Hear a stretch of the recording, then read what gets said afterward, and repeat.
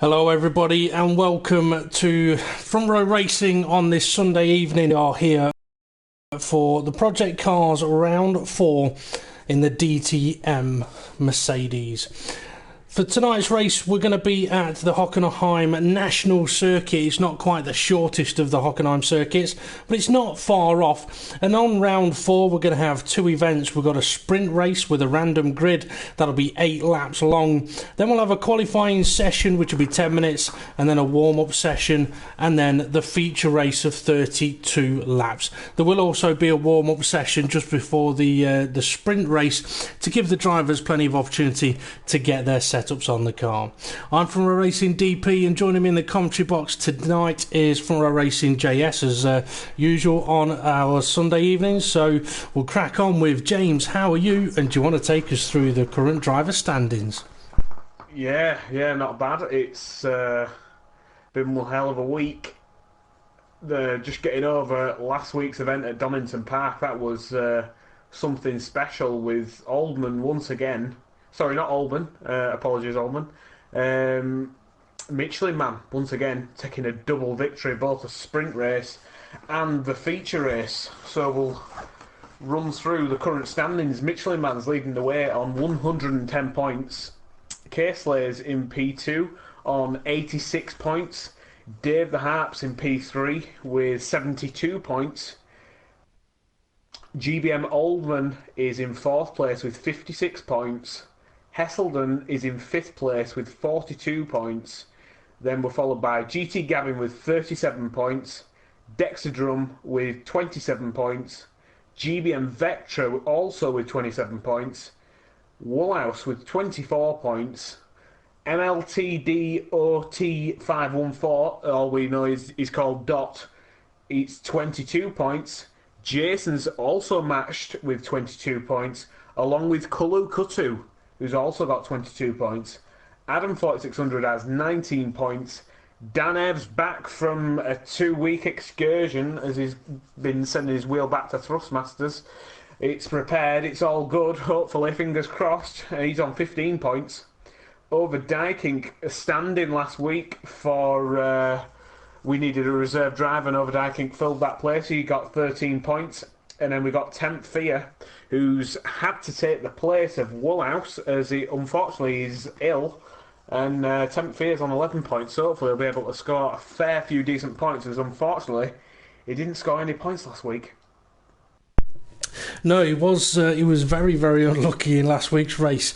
Unlucky, but at the same time, I found the whole situation hilarious. Just one of those unfortunate collisions that happens, which he'll hate me for saying, but sorry, that's just the way it goes sometimes. Okay, for anyone that's interested or is watching this post-event, regarding the driver standings, in the description on the video, I have put a link to a short video that will show the standings or the results from rounds 1, 2 and 3 with the driver standings as well, and I will update that with round 4 and hopefully put it onto the link of next Sunday's live broadcast. And James, don't forget, at some point throughout this evening's race I'm going to come to you for the location of where the race will be next Sunday, but obviously we've got this race to go ahead with before we get to that. Just want to quickly, Just want to quickly give a shout out to the ever-present Drew, who's watching on YouTube. He's always there. Don't be afraid to have a chat with him, folks. He does like to have a talk. So hello, Drew. Enjoy this one. And as for the drivers, we've got a full lobby, which is great to see. Oh, most of the drivers are ready. So James, when you want, we can send the drivers over to the track. And also, I'll mention as well, I have got a little bit of a question of the day for you, James. And if anyone's watching on YouTube that wants to have an attempt to guess in this, feel free to do so. And it's got absolutely nothing to do with racing, at all. But seeing as you've been abysmal at getting my questions of the day correct, James, I figured I'd perhaps make one a little simpler for you. So you ready for this? Is this week actually going to be a food-related item and not bras? No, it is not food-related. Although it is actually on my table at the moment, James is now thinking, "Oh God, what's this?"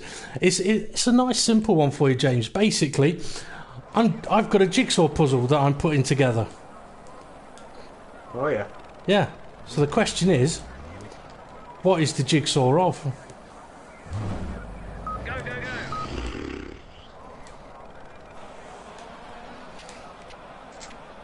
I didn't think it'd be that. Wars?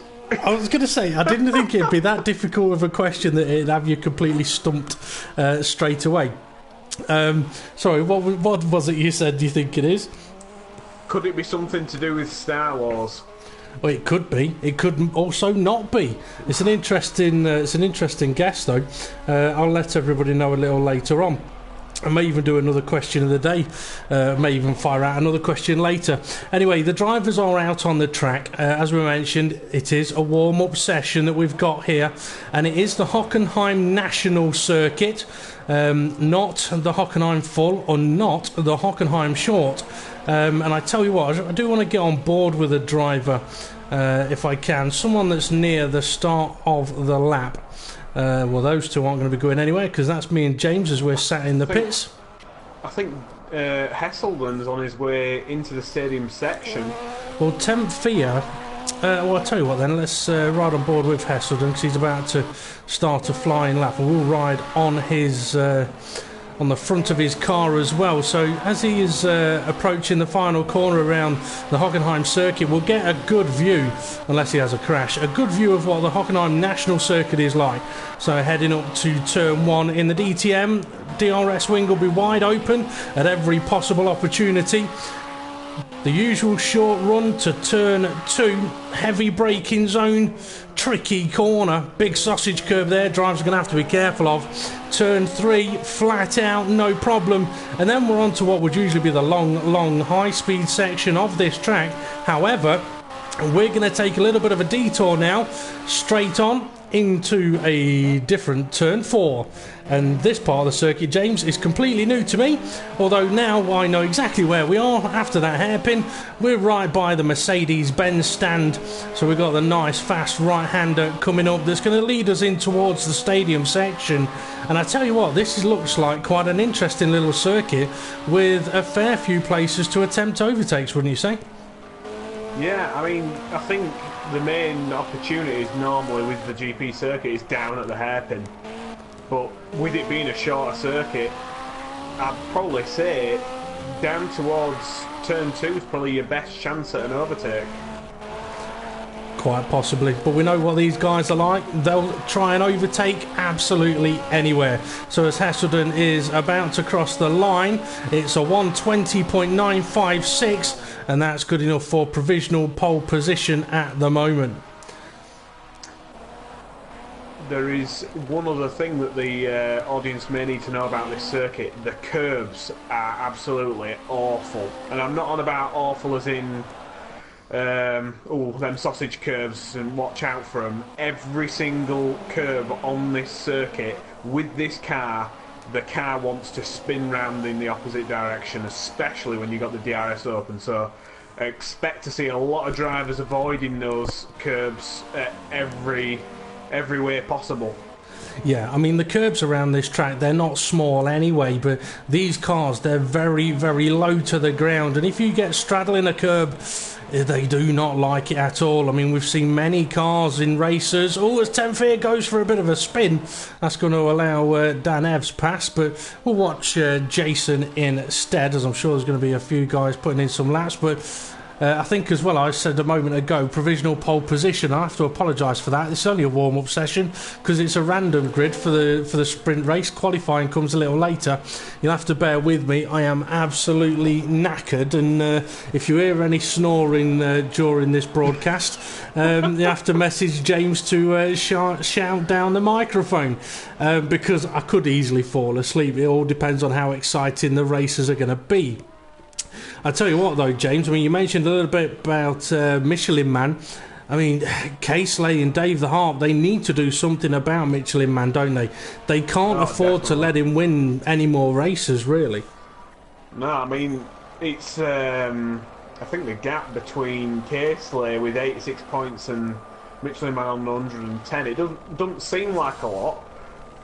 If you can win both, you come away with 40 points, but somebody needs to stop him. That they do. Okay. So, warm-up over. Time's irrelevant, although it's fair to say Michelin Man did put in the quickest lap time. Somehow I don't think Caselay's 1 minute 40 will be relevant. I can't imagine it being 20 seconds off the pace. But we are going to be straight into the sprint race now, which means that myself and James, we're going to have to try and retire off the grid as quickly as we can. And I'm sat in second place, so I'm going to try and do this as quickly as possible. There we go.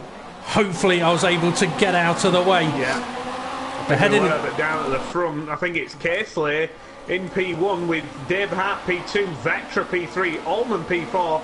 Dex just bumped down by Michelin Man, who's had a flying start. He's in P5. Well, he's in P5, but where did he start? Well, there's a car on the grass in the background. It won't slow down very nicely on that. But they're giving it a good try, though. Oh, we've got Hesselden and Dan Evs side by side on the exit of turn 3, heading towards turn 4 now. And I think that's Oldman up the inside of Vectra at turn 4. Yeah, I think he may have just pulled that one off. No, he hadn't. On the exit, Vectra got a decent run, and here comes Michelin Man.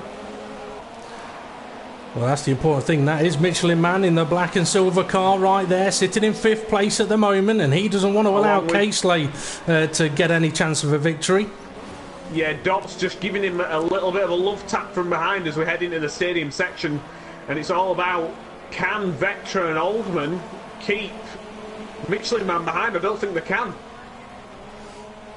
Oh, Michelin Man just forced one of the drivers off there. Oldman's in P4. Michelin Man's gone wide. Michelin Man, has he got a power boost? I don't know, but I tell you what, Dex just overtook 4 cars in one corner. Big crash. That's a big crash. Who is that? That's GBM Oldman and MLT Dot. Yeah. Oh dear. So that puts Michelin Man back up to P5, but now he's got Dan Evs all over his rear wing now. Well, I'll tell you, while those guys were battling around the final corner, Dex made, I don't know if it was a dive bomb move or what, but he pretty much overtook everybody that was in that corner. Put himself up into 4th place with Michelin Man still there in 5th. And as you mentioned, Dan Evs slapped the donkey, his current PSN name, but we do know him as Dan Evs. Michelin Man went for a cheeky look up the inside, but now Dan Evs is all over him. I think Dan Evs may go for a little look up the inside. No, he's backed out of it. Well, out of curiosity, James, whereabouts is Dave the Harp in the field at the moment? At the moment, he's in P2 and he's hanging on to the back of Caseley. So for Caseley and Dave the Harp, everything working wonders at the moment. However, we do have to remind the viewers that whoever finishes 1st, 2nd and 3rd in this sprint race is not allowed to qualify for the feature race, which means that Caseley, Dave the Harp and whoever finishes 3rd won't be able to put a lap time in. So for Michelin Man, he may want to strategically finish in 4th place. Yeah, I've got to say, Dex is putting up a huge fight.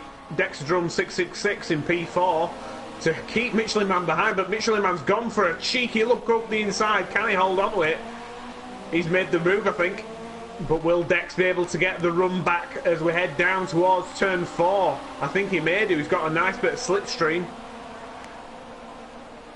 Michelin Man is going defensively. That's compromised the corner, and here comes Dan Evs round the outside, but Dex just, a little bit of a slight tap there from Dan Evs, and Dex has lost out. He's down to P6.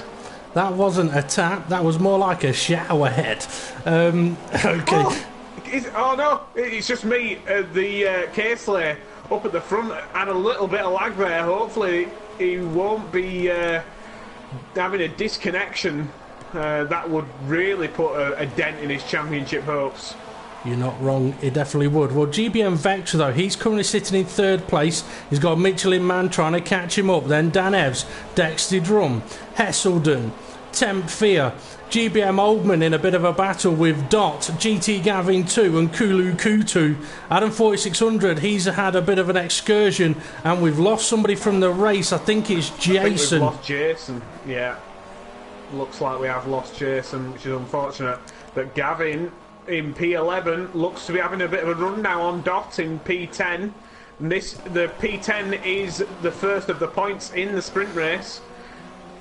And Gavin's turning in, but it looks like Dot doesn't want to give him any room, but unfortunately he's already made the move. On the exit, can Dot get another run back? Kulukutu's got damage. I think he's just had a big off on the exit of turn 3. But yeah, Dot trying up the inside. And nice move indeed. Lovely. I've got to say, I've just had a flick up at the front and Dave Harp is still hounding on Casely. Not too close, but as we see GT Gavin, he may have a little bit of a nice run here as Dot has had a bit of an odd movement there through the corner, completely out of shape, and he's down to P11 now. Well, I'm just having a flick through the cars as they come through the stadium section, and you're right, Dot is now behind again. Kulukutu still going, but he's off again. He's definitely got damage in that car. Let's hope he can get it to the pits. Adam 4600 is about to overtake him if he can. Yes, he does manage to. Just... Okay, let's have a quick look back up at the front. Casely leading the race. He's got enough of a gap to Dave the Harp in second place. That he doesn't need to be too concerned as we've got 4 laps remaining. And to be fair, GBM Vectra, he's holding his own at the moment because Michelin Man is not gaining on him rapidly like we've seen in previous races. He's gone deep. He has gone deep. Very deep there, and maybe to get a decent exit, but no, I don't think it's going to be giving him... He's playing it strategic, I'm telling you. He will finish this race in 4th place. I don't think he will. I think he knows he don't want Casely taking any more points off him because he knows Casely is strong enough to mince his way through the field and end up P2 in the feature race. True. I think it's a gamble that you wouldn't be wrong to do, though, would you? Just hold and keep 4th place. And give yourself the best opportunity of starting on pole for the feature race and running away for the win, making it really difficult for everybody else. But Michelin Man is all over the back of GBM Vectra now as they head up towards turn 1. He's taking a nice line through turn 1, is Michelin Man, making sure that he's got a decent exit, and I think he's going to chuck it up the inside now. No, Vectra's gone right deep. But that may have compromised Vectra's exit, but he's got a lovely line as Vectra. He knows once the car's out of shape, he knows exactly the best position to get it in to get decent traction. Well, while these guys are sort of battling, but not really, Vectra's going to go deep there, is he? Not quite, but Michelin Man's got a much better line. I was about to say, as these guys are battling, it is allowing Dan Evs to catch up to the back of them as well. Yeah, he is. I think if these two start squabbling, which they are doing, if they have a slightest tap, I think Dan Evs Vectra's made he made a bit of a mistake there. Michelin Man almost drove into the wall there. But this is getting very tense now as we head into the stadium section. Michelin Man's gone wide. Danny Evs, has he got the run up the inside? Ooh, almost there. This is very close racing. Couldn't ask for it to be any closer. Danny's got a lovely run through the final corner. Michelin Man's out of shape. This is the first time we've seen Michelin Man under so much pressure that he's making mistakes. I don't know if it is pressure, you know. There's the curb we were on about, the effect. It's real. And he's covered off. Dan Evs, that was a bit naughty there from Michelin Man. I mean, he almost left the car's width, but then just kept coming across. Dan Evs now in the slipstream. I think Michelin Man's view has gone to the mirrors rather than his window screen. You know what? I must admit, I think if I was Michelin Man, I'd be tempted to say, you know what, Dan, go on, you go and overtake that guy ahead of me, because then you could start at the back of the grid as well for the feature race. But I mean, it could just be that's the case for Michelin Man. I mean, he's got a good run every time here. Yeah, he does. Vectra's just making his car as wide as possible with that German livery. Bit of contact! Michelin Man's off! Dan Evs, can he have this move done round the outside? No, Vectra's letting him through as he thinks he's made the mistake, but no, they're both off. Michelin Man's through into P3. Dan Evs forcing his way into P4, but I think that may be a power boost penalty. No, I think he may have backed off to let Vectra back through, which would be fair play to him. Okay, that all got a little bit interesting, and I don't think it's finished yet, but I just want to have a quick flick through the order. Everybody else a little bit spread out. So this is the final lap, just to let our viewers know. Yep, so K-Slate still leading, Dave the Harp second place, and then we've still got this battle going on for third. Michelin Man in third now, with GBM Vectra in fourth and Dan Evs in fifth. Got to say, Vectra has, even though Michelin Man's passed him, I think Vectra is slightly quicker than Michelin Man at this point. Quite possibly. I mean, fair play to both Vectra and Dan Evs there. I mean, they both nudged someone off the track and they both conceded the position. And for Vectra, it was probably go on. Dan Evs up the inside of Vectra, side by side. Can Dan Evs do the up and under? No, he's whacked into the back of Vectra, and that may have helped Vectra out, but now he's up the inside for the stadium section. Okay, keep an eye on that. I'm just going to let you know that K-Slate's coming around the final corner for the final time. So he is going to cross the line for victory here in the sprint race. Dave the Harp, he's going to be second place. Michelin Man's in third. So we're on to this battle again now. And Dex is catching them up as well. So Michelin Man is in third at the moment. Bit of contact between Dan Evs and GBM Vectra. Dan Evs chucks it up the inside. And he's going to get past Michelin Man as well, who I think has just backed off to steal gain to qualifying for the next session. I think that was a sneaky bit of a tactical move there. Altman 7th, 10th Fear 8th, Dot in 9th, Hesselden down in 10th place. I'm surprised about that. GT Gavin, he's going to be 11th place, and Kulu Kutu 12th, but he's actually battling with Adam 4600. Are they going to change places? They might do. They're heading into... So I'm going to say they're heading into the stadium section for the final time now. I think Kulu's got it. He just needs to make sure he makes no mistakes. He's gone deep though. No, he just managed to hold on to that. I think you're right. Adam 4600. Fortunately, he's going to be finishing in P12. Oh, big off! He's opened the DRS on a bump, and that has just spat him off. And the car behind him is Dave the Harp, so he doesn't have to worry too much about that. But that's unfortunate for Adam 4600. So quick confirmation of the finishing order then. Hopefully that's right on the screen. But I do think that was a tactical lift off of the throttle by Michelin Man to finish in fourth place, because that now means that K-Slay 1, Dave the Harp and Slap the Donkey, who is Dan Evs, they are now not allowed to qualify for the feature race. They can still compete, but they're not going to be able to take part in qualifying. They're going to start at the back of the grid, which means that Michelin Man has got a fantastic opportunity of qualifying on pole and heading off for the win.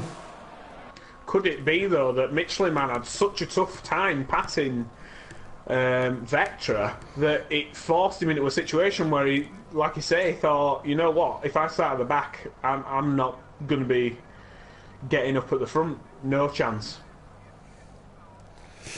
So he thought, right, well, I'll tell you what, I'm going to relinquish 3 points, which is the difference between P3, which would give him 16 points.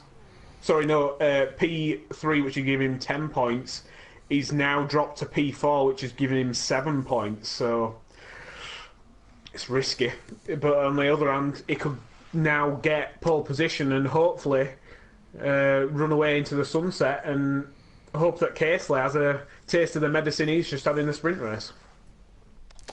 Yep, definitely. Okay, we're going to have to wait for a few moments now while James goes and sets up a new lobby for the tyre change of tyre wear for the feature race. So once James has sent me an invite, I shall go and join him there. I'm also having a quick look through the YouTube comments. Interesting conversation going on there. Yeah, I've just had a message from Dave the Hart letting me know that Michelin Man has deliberately relinquished third place Absolutely how nothing he wrong knows with that. doing that. Well, How I he mean, knows that though, unless he's got his Yeah. phone number. well, I mean, I don't make the rules, but you know what? As far as I'm concerned, no problem with him doing that. Some people might not Sorry. like it, but you know what? But if I were Dave the Harp, I wouldn't be annoyed about that at all, because Dave the Harp's just come away with 5 more points than Michelin Man there, and every point counts. Yep. Okay, James, if you can send me an invite as soon as possible, that'd be great. But yeah, I mean, it's an interesting situation. I mean, I know there's many types of race series that have done things like this, or for example, given points for fastest lap. And you might see people pit for a new set of tyres with only a few laps to go when fuel's low and the track is really rubbered in, and stuff like that. And people will always perhaps think about making use of situations like that. I mean, the thing is, though, I mean, I think if you're Casely, you've got to think, well, I've just taken maximum points and he's lost a few. Okay, I'm going to start at the back now, but I mean, Casely and Dave the Harp, they have the potential to be quick enough, and perhaps even Dan Evs, to get through the field and still finish on the podium. Yeah, definitely. To the viewers, looks like Project Cars having a couple of problems tonight. It's not allowing me to create a session, so I'm just restarting that. Hopefully this will come through. But unfortunately, it's been a bit of a pain tonight, is the PlayStation Network. Well, it's more Project Cars. It may be because this lobby is this original lobby is still open, but we'll see what happens while you try and set up the new one. But an interesting race. So unfortunate for Jason. I don't know exactly what happened to him there, but I think there was at least 2 drivers that didn't make it to the end of that race. Disappointing and frustrating for them, but at the same time, some interesting points scored by many of the drivers there. Yeah. Now the invite has been sent, DP. So okay. Now while I am waiting, or we are waiting, should I say? I'll get into the lobby. I'll send you an invite, James, but I'll also quickly mention the question of the day again. And if you're watching on YouTube, feel free to join in with this one. Question of the day is, I'm doing a jigsaw puzzle, but what's the jigsaw puzzle of? So if you want to have a guess at that, feel free to do so. James has already had one guess, but I think it's a pretty poor guess, to be honest. I reckon he should have another go. What, apart from racing, what are you into? I can't tell you that. We passed the I was going watershed. to say I'm going to be opening up a can of worms here. Oh yes. Could it be a racing car? Oh, it could be, but it's not. I tell you what, it has got something really, really fast on it, though. Oh, right. Yeah. Usain Bolt. No, no. Okay, anyway, so while we wait for the drivers to join us, just to let everybody know that the way this will work now is there's going to be a 10-minute qualifying session where the drivers can go and put in the fastest time they can do, except for Casely 1 at Dave the Harp and Slap the Donkey, which is Dan Evs. They'll have to sit in the pits and watch and wait. After that, we'll have a 5-minute warm-up session. That's so the drivers can make any adjustments to their setups that they need to, but also get their fuel sorted out and their pit strategies sorted out. And then we're going to be on for a 32-lap race of the Hockenheim National Circuit, where if the driver finishes, they score points, don't they? It's points scored all the way down to 14th place. With a maximum 25 points available for the win, of which I think Michelin Man is going to be looking at getting pole position and trying to run away with that one. And if he does make it to the podium, we will have to grill him about it, because we will try and do podium interviews at the end of the event. So as we do now have all of the drivers in with us, it won't be long until we send them over to the circuit. And mandatory pit stops are not on. However, tyre wear is such that all of the drivers should need to pit. The sprint races, there is no tyre wear. It is just an absolute thrash to the finish. But the feature race, the tyre wear is set on ×2 to make sure that the drivers do need to pit. And they are allowed to use whichever tyre compounds they like, and they can even mix them up a bit if they want, which a few drivers have done this season with, for example, soft tyres on the front and mediums on the rear. But we are sending them over to the track, so again to the Hockenheim circuit for the national layout. And James, how do you see this one panning out? Well, as we saw there, I mean, a fair few drivers were able to have very, very consistent race pace, unlike the first 3 rounds where we've just seen utter dominance from both Casely and Michelin Man. The only one that's been able to hang on to the coattails has been Dave the Harp. The rest of the field have looked to be at least a second slower, whereas in that race we saw Dan Evs and GBM Vectra really just mixing it in with Michelin Man, and I don't think that they've been expecting that. Go, go, go. No, definitely not. I mean, I think David takes some confidence as well in the fact that Casely was ahead of him, but he was able to stay with him. Casely, it wasn't like Casely just ran off into the distance in the lead. Dave Hart was able to, as you said, hold on to his coattails and follow him to the finish line. So just to let our viewers know that Slap the Donkey, which would be Dan Evs, Dave Harp and Casely finished P1, 2 and 3. They're not allowed to qualify now, so the rest of the drivers are now free to go and qualify, which is once again why Michelin Man may have slowed down to let Dan Evs through, so he can try and take pole position and open up a nice gap. But it's down to the drivers whether they realise if they've done the right thing or not. If it gets to the end of the race and Heselden and Dave Harper manage to finish in P2 and 3, I think Michelin Man will be quite annoyed at that. Yep, quite possibly. Anyway, I've got the camera on board Kulu Kutu, James. He's going to not long until he is going to be crossing the start-finish line, if you want to take us through a lap of the Hockenheim National Circuit with him. Yeah, so we go heading through the final corner. You want to dip it down into 3rd gear, then up to 4th to try and get the front end turned in.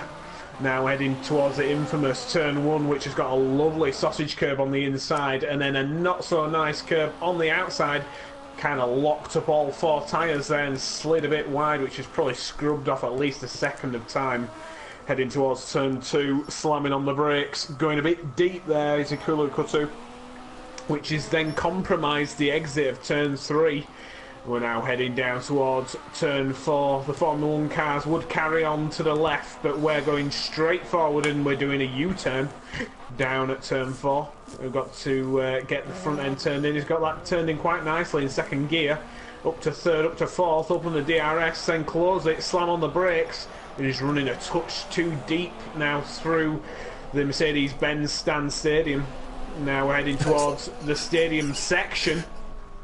Sorry, Mercedes Stand Stadium. I love that. Mercedes-Benz Stand Stadium is the same thing. But yeah, oh, Kulakutu is on the curb. He's managed to survive it. I really put you off now, haven't I? Come on, take him to the end of the lap. Take him to the end of the lap. My feelings are as we head towards the final 2 corners. The front is not looking nice on Kalukatu's car. It's looking a bit understeer city. As we head towards the final corner, the balance needs to be looked at if I was Kalukatu and be thinking, right, where am I losing time? And jumping those sausage curves is not going to help. No, you're right. Well, Heselden, he's sitting on pole position at the moment.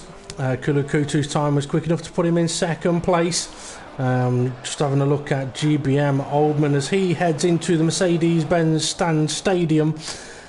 And I'm not sure if he's on a timed lap or not. Let's see, let's have a look. No, he's on an out lap. Let's see, Jason, he's been through Sector 1.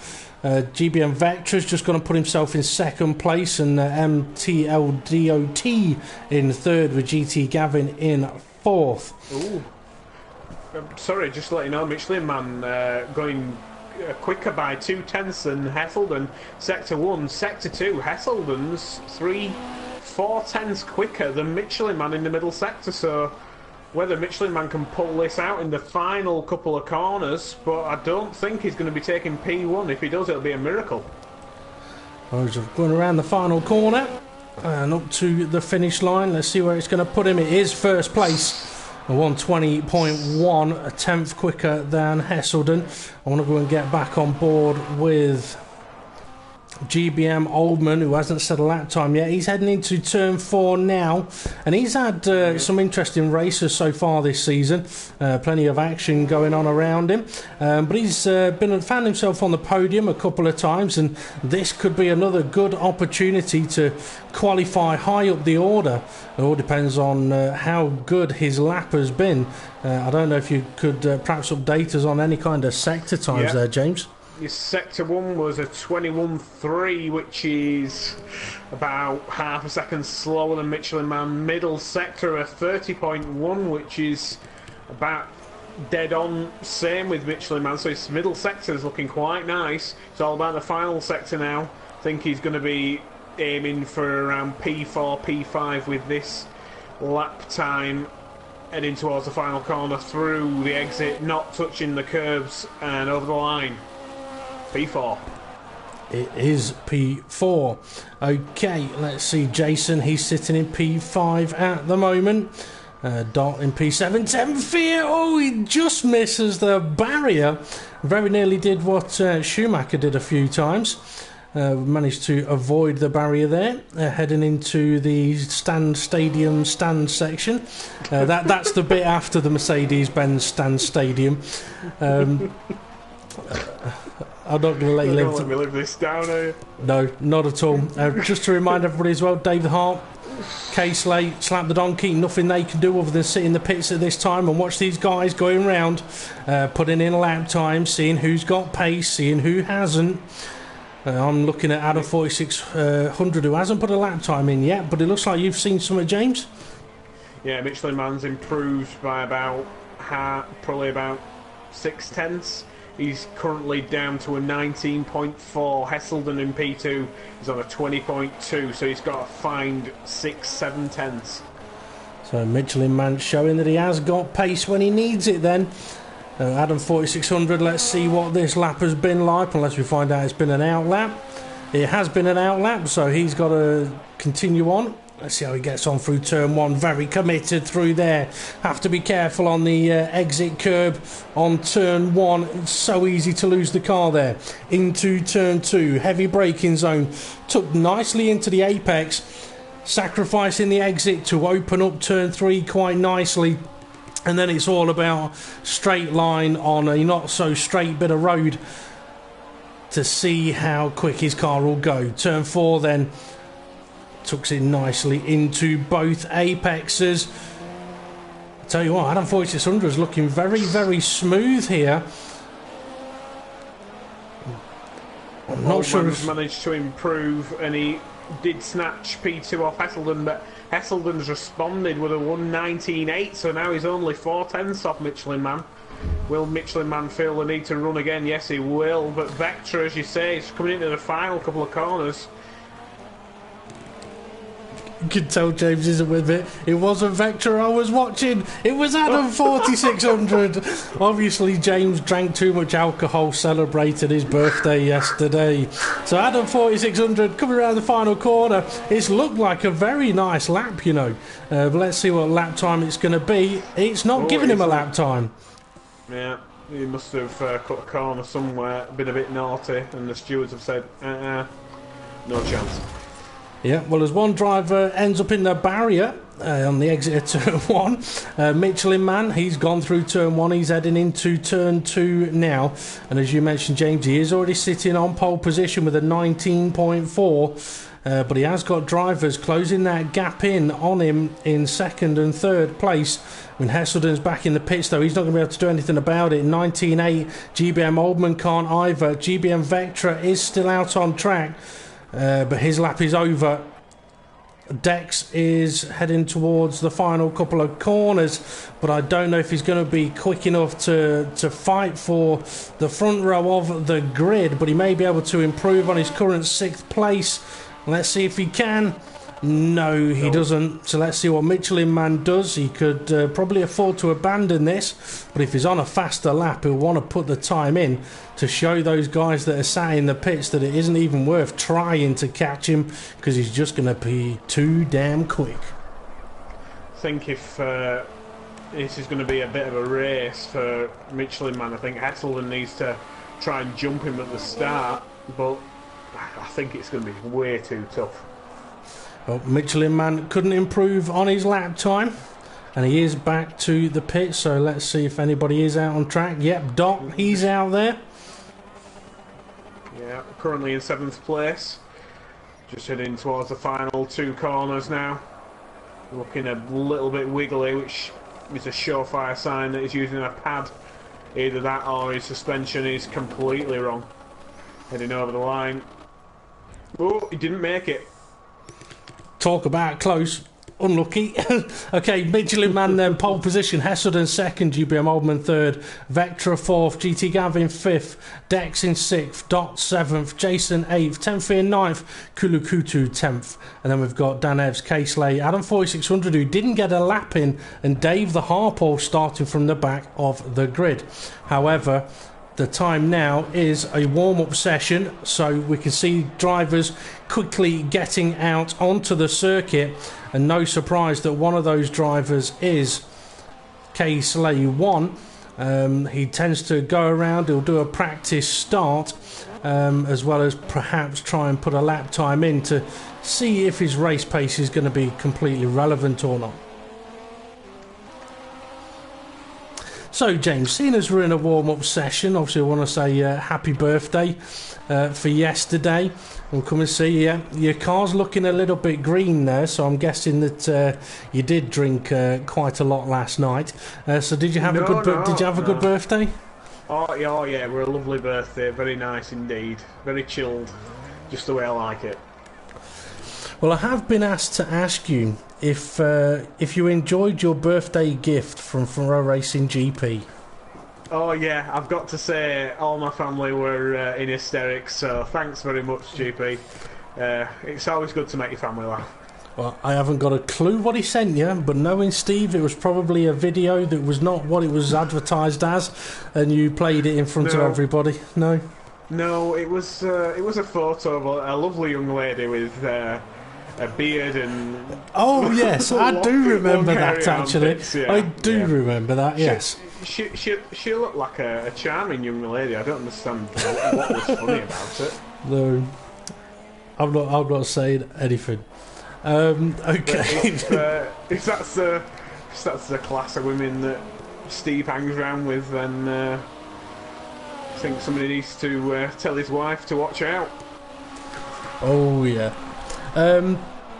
Okay, just a quick reminder, if anyone wants to keep up to date with the standings for the events, they'll be updated on the Front Row Racing Facebook page on Tuesday, but also in the description of this particular live stream.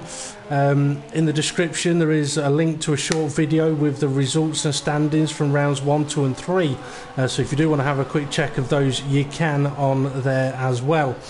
If you are interested in getting involved with Front Row Racing, whether it's on ProjectCARS or on F1 2016 on PlayStation 4, don't be afraid of coming and finding Front Row Racing on Facebook and dropping us a message and letting us know that you want to get involved in ProjectCARS or F1. And if it is the ProjectCARS, then at the moment the Sunday races in the DTMs, we've got a full server of those drivers, unfortunately. However, on Friday night, Caseley 1 will be hosting races for drivers to come and show what they've got and just have a bit of fun on the track, and also to potentially become reserves if spaces are available in these races. in situations, for example, like where Dan Evs was unavailable for a weekend, then Temp Fear was able to sit in, or somebody else was able to sit in. So yeah, there we go.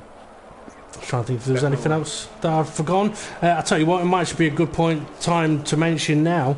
Obviously, round 5 will be next Sunday. So, James, what's the location of round 5's event? So, round 5 is at Alton Park, and that is the Foster's layout, which is a little bit like a square. And I have been round that circuit with this car, and there are some lovely curbs. If the drivers are complaining about the curbs at this circuit, just wait until they get there. They will enjoy them. They will probably end up with the fillings falling out of the teeth if they go over a few of them. So they'll hopefully that'll make them appreciate how nice this circuit is. Yes. So yeah, Alton Park Foster's next Sunday at 8 p.m. Well, it'll be interesting to see how the drivers get on there. But before we even contemplate that anymore, we are going to have the feature race here at the Hockenheim National Circuit, 32 laps.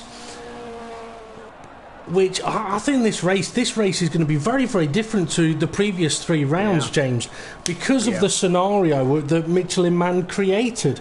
Because in the previous 3 rounds, we've had Michelin Man and K-Slay start every feature race from the back of the grid with either Dave the Harp or GBM Oldman at the back of the grid with them. So this will be the first time really that we've got like Michelin Man starting from the front, K-Slay starting from the back, and in the last few rounds it could create a little bit of a switch mentality for a few of the drivers who perhaps think, I don't want a podium in the sprint race, I want to finish 4th. But anyway, on the grid, ready for this feature race. Hopefully we're at the back of the grid. Yep. Which we are. So the lights are on and they're about to be out, and away the drivers go. We'll get on board with them as quickly as we can. So up at the front, Michelin Man's had a phenomenal start. He's got a gap already. I tell you what, massive gap. Well, we've got GT Gavin and Dot 5th and 6th place battling it out. They're 2 by 2 just behind them, and K-Slay is in there somewhere. Yeah, K-Slay's P12 at the moment. Dave Hart P14, so they are the 2 title protagonists. K-Slay just watching 2 cars go wide in front of him, but Adam 4600 has got a lovely run on K-Slay, down for 11th place. That was Slap the Donkey and Kulakutu. They had a bit of a coming together there. And someone's into the barrier. It's Dex, and that's allowed K-Slay through. And I tell you what, Jason's slow there as well. I think Jason's got a problem. Dex has definitely got a problem. Looks like he's got damage on the car. Just to let you know that Hesselden is still holding P2. Oldman has been harassing him throughout the opening of this lap, but he's just dropped back a bit. Vectra now looks to be out of shape as K-Slay's trying it round the outside. In P6 now is K-Slay, so yeah, he's really got the hammer down. Well, GT Gavin had a bit of a coming together with the driver and ended up being a bit slow heading into the Schumacher curve. Thankfully for K-Slay, as far as he's concerned, he was able to avoid it. Up at the front though, Michelin Man, I can't believe the size of the gap he's already opened up on Hesselden, GBM Oldman, on Dot, GBM Vectra, K-Slay 1, GT Gavin, Jason, Adam. It's all Adam and Jason getting close, but not close enough for a fight. Close. I think, but that's just forced Jason to brake very, very deep into turn 2, which has sort of compromised the exit. Danevs and Dave Harp in 11 and 12. Can they get back into this fight? As K-Slay is now on the back of Vectra for P5. So as they head to the Mercedes stand stadium, GBM Vectra taking a tight line. That could compromise his exit, but K-Slay's on the curb on the exit. That'll definitely compromise him. GT Gavin's off in the background, and that's just hit Jason.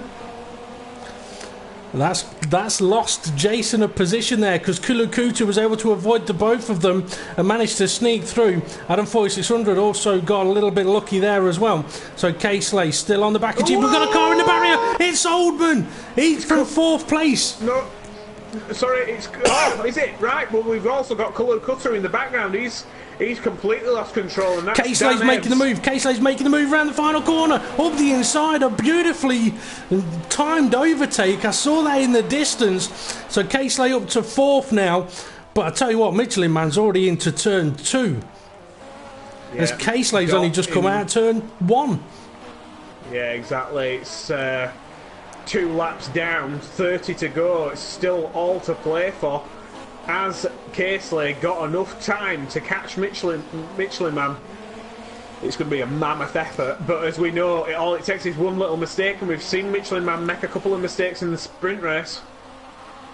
That we have, and obviously there is also... Oh, GT Gavin, big spin, big spin. I'm wondering if he's got damage on his car. Wouldn't surprise me if he has. I think Dex may have made a pit stop as well to repair any damage he had. But I think, unfortunately for GT Gavin too, damage won't help his race. 10th is down in 12th. GBM Oldman recovering now in 11th. Kulukutu 10th.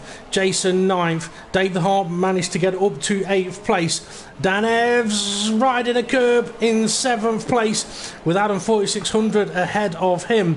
GBM Vectra in 5th place, and since K-Slay got ahead of him, he's opened up the gap quite nicely. So Dot in 3rd place is going to be the next target for K-Slay, and he's going to be catching him fairly damn quickly. Yeah, previous lap time, Michelin Man put in a 120.7, K-Slay put in a 121.3, so K-Slay's running slightly slower at this moment in time, but he needs to pick up the pace. Well, he's closed in on him into turn 2. So as you watch the cars fly past the camera, Dan Evans is getting a bit feisty by the looks of things. Yeah, GT Gavin did have damages into the pit lane already. That's one of the things with tyre wear being in effect. It does mean that if you get damage, you know that everybody else is going to have to pit as well. However, if you're pitting within the first 3 laps, there's a good chance you're going to have to make a second pit stop. Dan Evans all over the back of Adam 4600, up the inside. Can he make this move now? It's on the outside. He's done it. What a lovely move there from Dan Evans. Dot! Yeah, he's off. Has he lost the wheel? No, he's still there. But yeah, Dot has completely lost it and are just flicking through the cars. Down in... He's got damage. He's got severe damage on that car. He's going to have to get it to the pits. I didn't see what happened to him either. I just happened to flick. I heard them. He's off. Yeah, it doesn't surprise me. I heard the noise and saw it sort of happening. But that's freed up K-Slay, who's now into 3rd place, and he's got a challenge on his hands because Michelin Man is a mile up the road. Yeah, indeed, he's gone. But one thing for me is Dan Evans. He's got some serious pace on him. Dave the Harp was side by side with him only 2 laps ago, and he's pulled out at least 3 seconds over Dave the Harp. Dave the Harp in 7th, and GBM Oldman going for a move on Jason up the inside into turn 2. Nice little cheeky move that by the old man.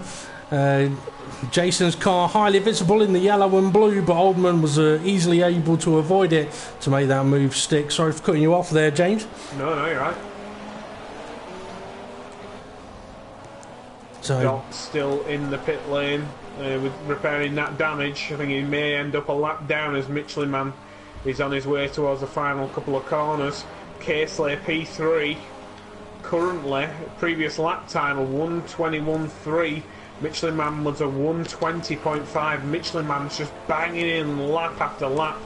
Very, very seriously quick times. Yep, you might want to have a look at the battle between 4th and 5th though, because Dan Evans is catching up to GBM Vectra once again as they cross the start-finish line to complete another lap. 27 to go. So Dan Evans waiting for the turn in. He's slightly on the curb, but he's got away with it. Managed to run over it nicely. Heading down towards turn 2. Vectra's gone defensive early. Dan Evans wants the up and under. Can he manage to get close enough for a slipstream. I don't think he needs a slipstream. He's got the traction out the corner. Heading down towards turn 4, side by side. Is Vectra going to give up on this, or is he going to brake late? No, he's braked early. And there we go. Dan Ebbs up to P4. What a lovely move. I'll tell you what, though, I don't think it's over. Dan ran a little bit wide there. Vectra's going to have a good run through these corners of the Mercedes-Benz. Yes, you know, the Stan Stadium, but he's not quick enough to capitalise on anything.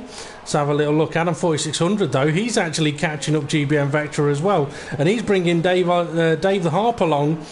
Kulukutu running in 8th place, and he's got GBM Oldman catching him up. Jason running in 10th with Temp Fear in 11th, and it looks like Temp Fear's got damage on that car. Dex 12th, GT Gavin 13th, and we have lost a driver from the race already. And I think that may have been Kulukutu. No, it wasn't Kulukutu, my apologies. Trying to work out who that was, but yeah, that's unfortunate. But Adam 4600 just run a bit wide in turn 1, trying to catch Vectra. Now we saw in the sprint race, Vectra had some decent pace, but Adam 4600's really beginning to show what he can do now. The thing is, obviously, we don't know what tyre comp... Go on. Sorry, Jason down at turn 1 has completely lost it, aiming the wrong way. P11, that is not nice for Jason. Just getting going now, and he's got damage, serious damage. Yeah, he's even lost a headlight. That's not good in one of these cars. Mercedes headlight cost a bloody fortune. Kulukutu under pressure now from GBM Oldman as we head into the stadium section stadium. Can Kulukutu hold on to this? He looks to be understeering once again, losing heaps of time with that setup. Michelin Man already through turn 1, which is depressing when you're looking at these cars still in the stadium section.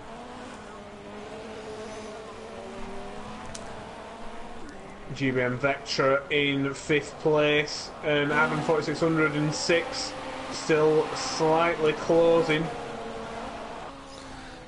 Well, since Dan got ahead of Vectra, he's managed to open up the gap and pull away. I've not had a look at whether he's catching Casely or whether Casely's catching Hesselden.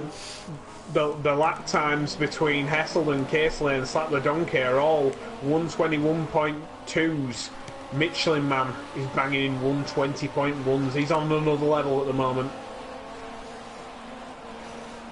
Well, obviously what wasn't working for Adam 4600, very deep, very sideways. He did well not to collect anybody there, but I tell you what, Kulukutu and GBM Oldman, it's their turn to go through the U-bend, and they've managed to do it without making contact with anything other than the tarmac. Okay, let's have a look up at the front there. Michelin Man, as we know, is absolutely flying at the moment. The fastest lap of a 120.1, and he's crossing the line to make it 24 laps remaining. Hesselden just coming around the final corner. His fastest, a 121.0. Casely, he can see Hesselden now, but there's still quite a gap between them. Casely's fastest lap still a 121.3. Slap the Donkey, that's Dan Evs, he's in the 121s as well, and he may even be catching Casely a little bit now. GBM Vectra in 5th place, he's still got a car right behind him. The pesky Dave the Harp it is now, with Adam 4600 having his half spin. That's allowed Dave the Harp the opportunity to latch onto the back of Vectra. But I tell you what, Adam 4600 actually isn't that far behind them, even though he did pretty much have a half spin and stop. Yeah, he's not done too bad out of that. I'm just currently watching Hesselden, who's losing heaps of time behind GT Gavin, who's a lap down, but he's fighting tooth and nail for this. Well, I suppose it'd be a good point to mention again that in these DTM championships that Front Row Racing is running, the blue flags are not in effect, so drivers do not have to get out of the way. And that's something that James decided he wanted to put in to make it a little more interesting. And at this moment in time, Hesselden in a breeze pass, but now we're having a bit of a battle as GT Gavin has gone wide. P2 is going to be clenching a bit, and this is putting him under pressure because at the moment Michelin Man's running away. He needs to dispose of GT Gavin as quick as possible. No, he lost it! He's lost it under pressure! Oh, he just managed to hold on there. I tell you what, I don't think there was any contact there. Kesley's coming! Kesley, can he get the move down in turn 2? I think he will do. Up the inside. That is really, once again, proving my point. With them blue flags in effect, it is really spiced things up exactly when we need it. We get a bit of a lull, and here comes Kesley now on Hesselden. I don't think there was any contact between Hesselden and the car ahead of him. He just seemed to lock it up under braking, which, I tell you what, that if he wasn't awake already, that would have really woken him up. I mean, the thing is, with not having the blue flags in effect, then it is down to the drivers who are quicker to overtake.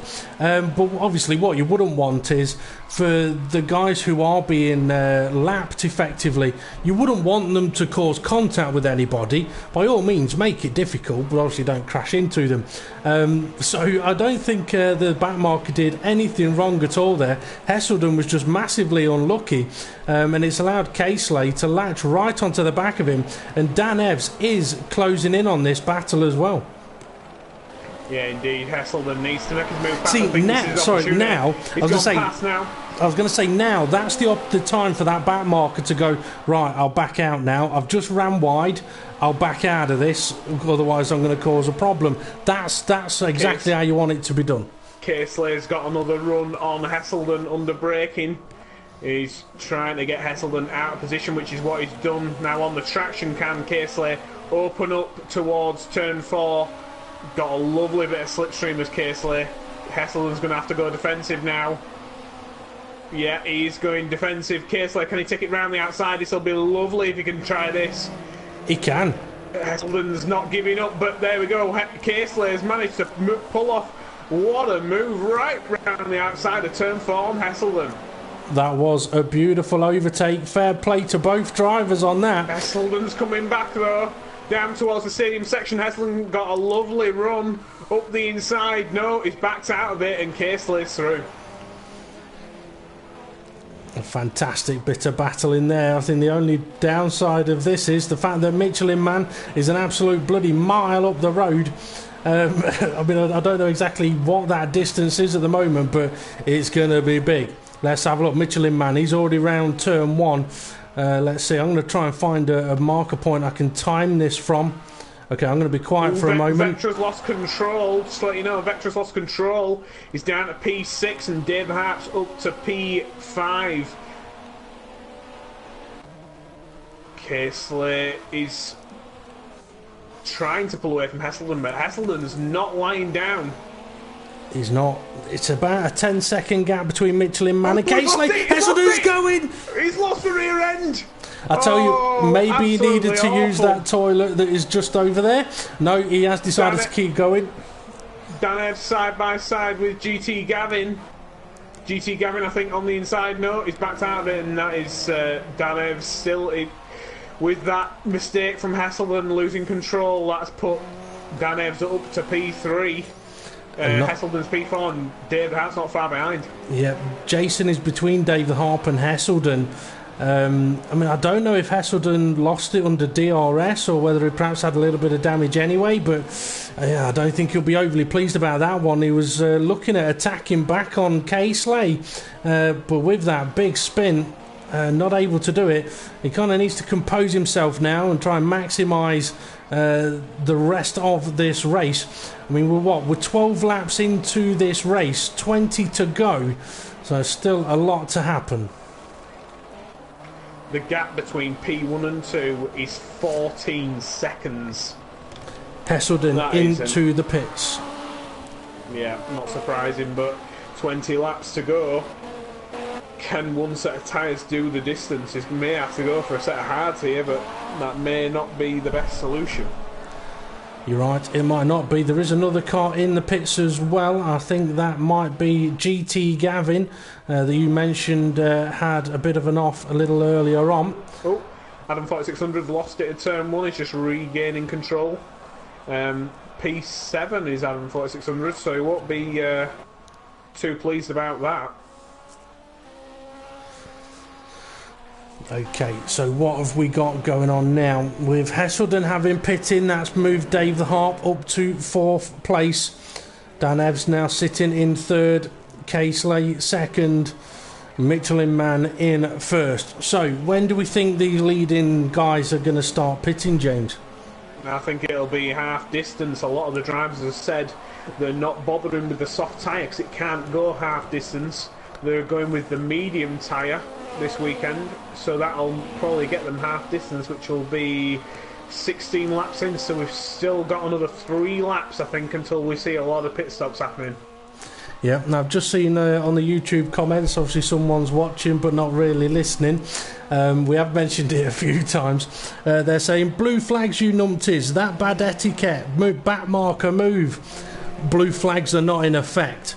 Back markers don't have to move. It's down to the faster cars to overtake and the back markers to not make it into a crash, just to spice things up a little bit. And you know what? The drivers love it. They are absolutely loving it this season. When we've spoken to drivers on the podium going from the back of the grid after a good result in the sprint race, starting at the back of the grid in the feature race, fighting through and even dealing with back markers, they've had no problems with it whatsoever, because it does make it more of a challenge. It makes it more interesting for them. Obviously they don't want people crashing into them, but from what we've seen so far this season, is drivers making it difficult up to a point, and that point is, if they go off the track a little bit, it could potentially get messy. That's when the back markers have gone, you know what, I'm going to stop fighting this one now. But other than that, yeah, they can fight as hard as they like, and the drivers who are quicker get to show how good they are at overtaking. Temp Fear in P11.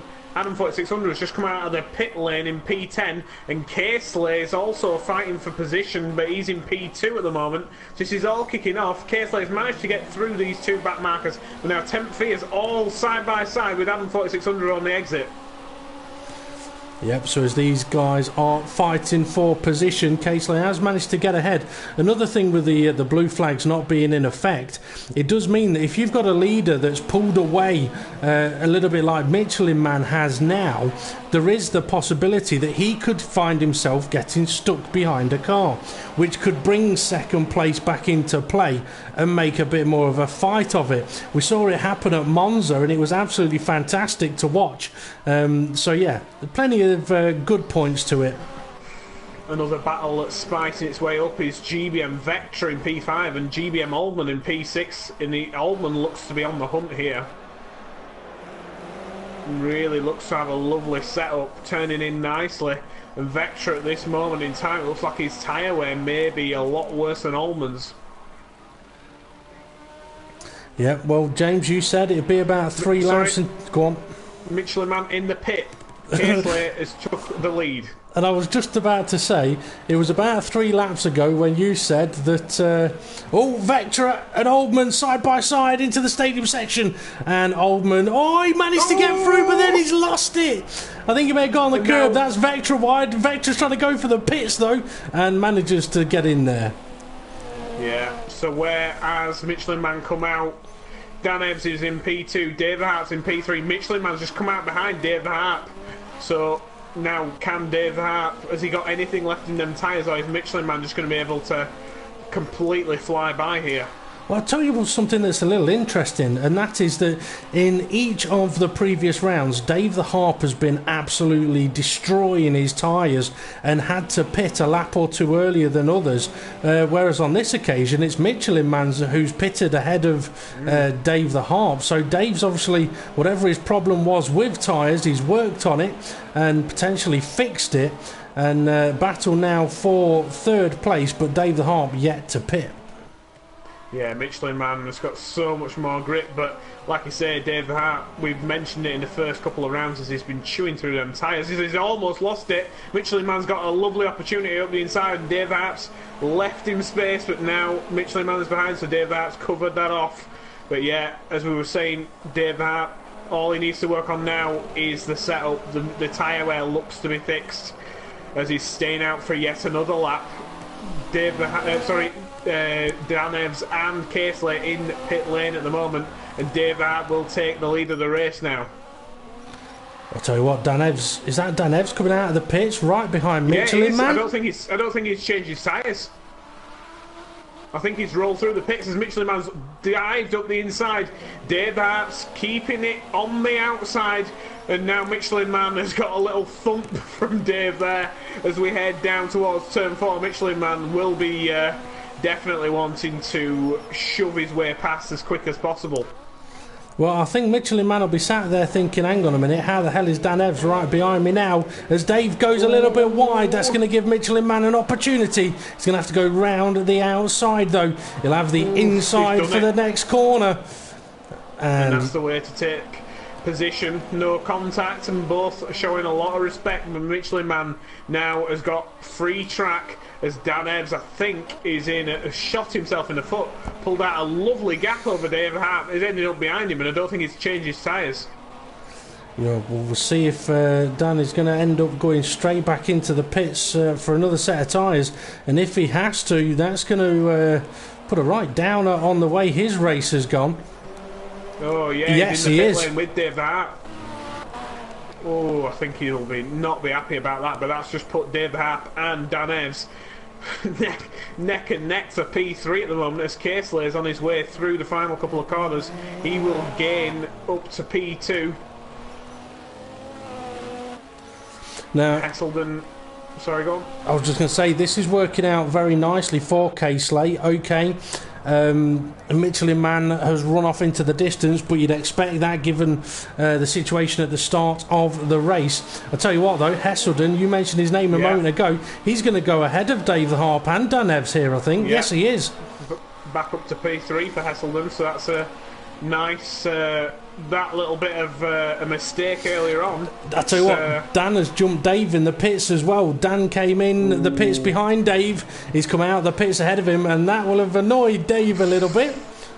Definitely, but with the fresh tyre wear, Dave will be very, very much just wanting to pound straight away. But as we saw earlier, Dan Evs were able to pull out such a gap that he were able to roll through the pits and come out just behind him, so Dan Evs has definitely got a lot of pace. Well, he has, but he'll be frustrated because he's lost a lot of places. Well, he's not lost a lot of places, he's lost one, but he's lost a lot of time having to go through the pits a second time. Hesselden coming up behind his old nemesis GT Gavin. Can he make the move this time? I think GT Gavin is still making it very much difficult for Hesselden. He's not letting him through in any way, and this is just leaving the door open for Dan Evs to turn up behind him and snatch position. But GT Gavin's gone wide. He's tapped the back of Hesselden, but luckily he's managed to get away with that. Now Dan Evs is up behind a back marker, which I think is Jason, round the final corner. Can he have the move? I think Jason won't be fighting for position down at turn 1. No, he breaks early. Nice little move there, but Dave Hart's got a nice run now through turn 1. Can he slipstream Jason and manage to cling on back onto the back of Dan Evs, as I get my tongue back in my mouth? Why, where have you been keeping it? But you're right, Dave did need to get past Jason as quick as he could there, and this is a situation where now if Jason wanted, he could go for the overtake. He's having a look for the overtake, but then he's decided, no, you know what, not my fight, I'll leave you guys alone, which is fair enough. So now Dan Evs has GT Gavin in front of him, but that's not for position. But that could bog him down with Dave Hart very, very close behind. Hesselden earlier has already been held up a fair bit by GT Gavin, but he's managed to finally make his way past. It's down to Dan Evs to see if he can make his way past a lot quicker. Because I think Dan Evs has got a fair bit of pace and could put up a fair fight for Hesselden, since Hesselden pitted earlier and will be on severely older tyres. Yep, that he will be. I mean, Hesselden may need to pit again. We'll have to wait and see, because I think it will be 20 laps that Hesselden will have needed to have completed. GT Gavin ran wide through turn 1, and that just allowed Dan Evs slap the donkey through, and Dave Hart, I think, is struggling for pace. His tyre wear is not too bad, but the pace is just not there. Hesselden now coming up behind another back marker, which I think is Temp Fear, towards turn 4. Yep, I think you're right. It's either Temp or it's Dex. They're both in a similar looking car. Oh, yeah, sorry, it's Dex this time. Apologies. I tell you what, though, I've got a feeling that Dave the Harp is being caught by the car that's not that far behind him. Jason's right behind him, but Oldman is not that far further back. Yeah, GT Gavin's run wide into the stadium section and Dave Hart is through. So that was a nice little move there for Dave Hart.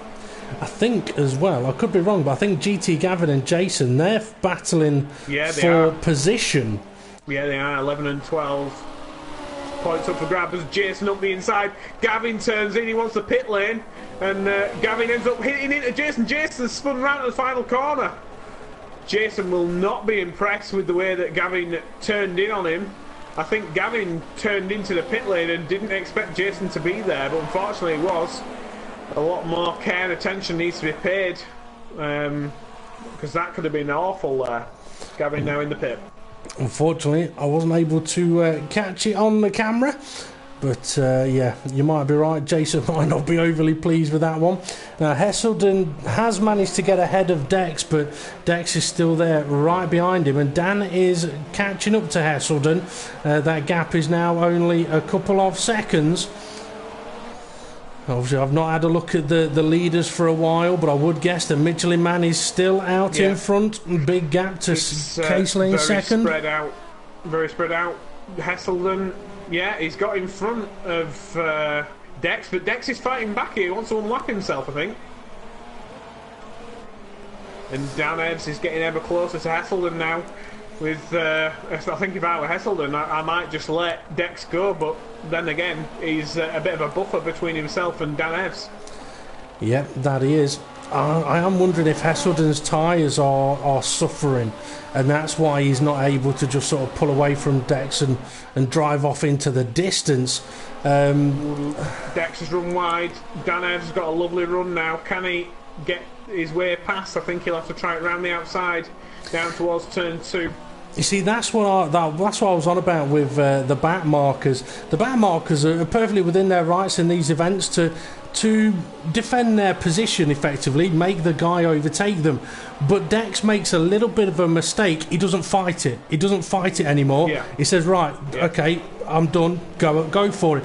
That's what you call good driving. Some people might not like the fact that you're not having blue flags in effect, but quite a few of the drivers are enjoying it, especially if drivers do what Dex did just then. Make it difficult, make the guy work for it, but if you make a bit of a mistake, you bug right out of the way. Yeah, and it's like I say, it has brought us this situation with the blue flags that now Dan Ebbs is all over the back of Hesselden, and this is a situation we wouldn't have had otherwise. Hesselden may not be happy with it. I think Hesselden's going for the pits. He's going for the pits, is he? No, he's staying out. He's just struggling then. The line he took him to the penultimate corner. Front tyres look to be absolutely dead on Hesselden's car, and Dan Ebbs looks to be ready to pounce as Hesselden's got another car in front of him, which I think is Kulu Kutu. Let me just double check that. Yeah, it is. It's Kulu Kutu. Dan Ebbs looks to have superior tyre wear at this moment in time. Dan Ebbs got a lovely run now down on the slightly kink left straight. Kulu Kutu's gone defensive for Hesselden, but he's leaving the door wide open for Dan Ebbs. It's a sandwich round the outside. It was a Schumacher Hakkinen move there. One going one side and one going the other side, and Hesselden managed to hold on to that, but can he hold on from Dan Ebbs as we head towards the stadium section? I don't know if you managed to catch that on camera there, but that was absolutely lovely driving between both Hesselden and Dan Ebbs, going round the outside of a back marker, both either side, and Hesselden's managing to hold on. I don't know how he's doing this. Well, he's a good driver. We know he's a good driver. His tyres might be knackered, and he'll be knackered as well, but he's going to give it everything that he has got. But Dan, with fresher tyres... Going defensive.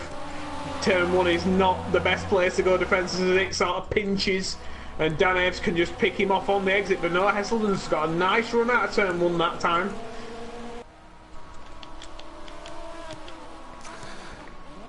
While this is happening, I'm wondering where Dave the Harp is, because he wasn't that far behind Dan, was he?